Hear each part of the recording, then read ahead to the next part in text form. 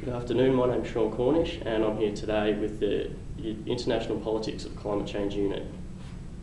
The outline today is to describe and evaluate the negotiating position on the United Kingdom in international greenhouse gas mitigation negotiations, taking into account the UNFCCC process and the two-level game. The United Kingdom is made up of 4 countries: Northern Ireland, Scotland, England and Wales. Now, the UNFCCC process was implemented with some recognition and implementing change criteria. Such recognition criteria involves the change in the Earth's climate and its adverse effects as being a common concern to humankind.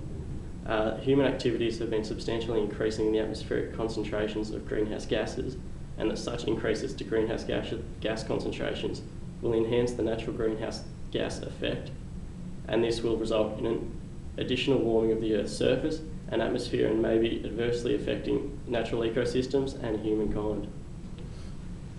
Also, the largest share of historical and current global emissions of greenhouse gases has originated in developed countries.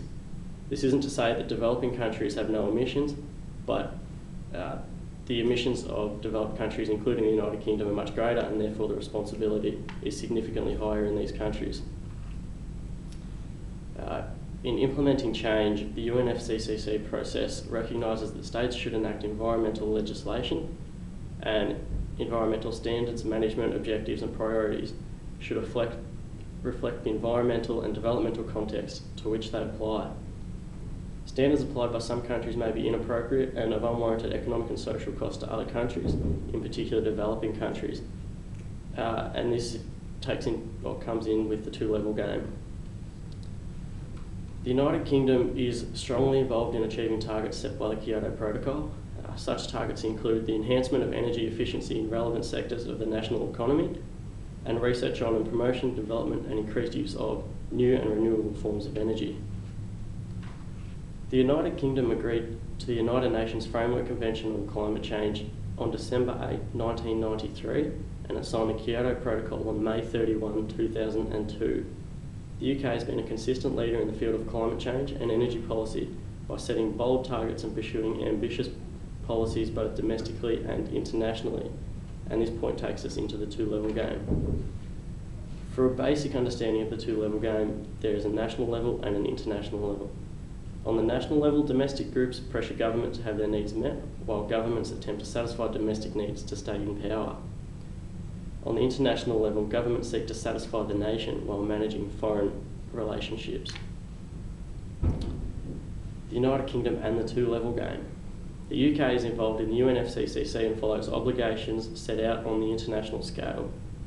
The UK is committed to securing a strong multilateral agreement for the post-2012 period that achieves the overarching UNFCCC objective of stabilising atmospheric concentrations of greenhouse gases and avoiding dangerous climate change. The UK is also implementing domestic targets aside from the UNFCCC targets. Such targets go side by side with the Kyoto Protocol, as the UK is one of a few countries on track to more than meet the Kyoto commitment. Such domestic targets are as follows. The United Kingdom has set an aspirational target of 80% reduction on 1990 emissions by 2050, and has introduced a framework within which the UK can manage the transition to a lower carbon economy. They also have the aim of introducing new governmental powers to enforce domestic emissions schemes, and the committee, the Climate Change Committee, will have the annual role of reporting publicly to Parliament on progress towards budgets and targets. The UK has also introduced a climate change levy, which has been set on fuel use, including fuels such as coal, gas, electricity and LPG. This encourages the implementation of renewable energy. In 2011, UK emissions of the 6 greenhouse gases covered by the Kyoto Protocol were estimated to equal an equivalent of 549.3 million tonnes of carbon dioxide.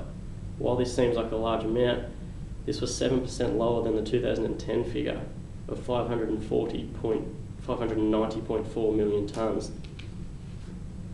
And another notable achievement was the sizable reduction in greenhouse gas emissions of 12.8% between 1990 and 2000.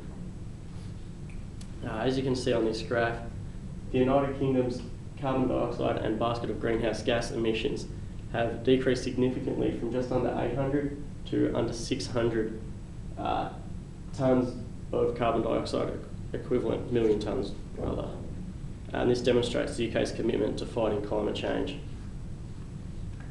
In conclusion, the United Kingdom is strongly committed to reducing the negative effects caused on the climate. The initiatives and success rates presented by the United Kingdom placed it in a strong position of power in terms of its negotiating capacity on an international scale. As the UK is a consistent global leader in the field of forming and implementing climate change and energy-saving policies and procedures, it places it in such a strong position.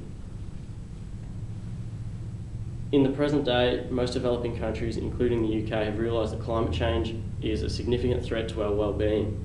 As such, global cooperation is becoming more prominent and change towards renewable energy sources is gaining momentum. That concludes my presentation today. Thank you for listening.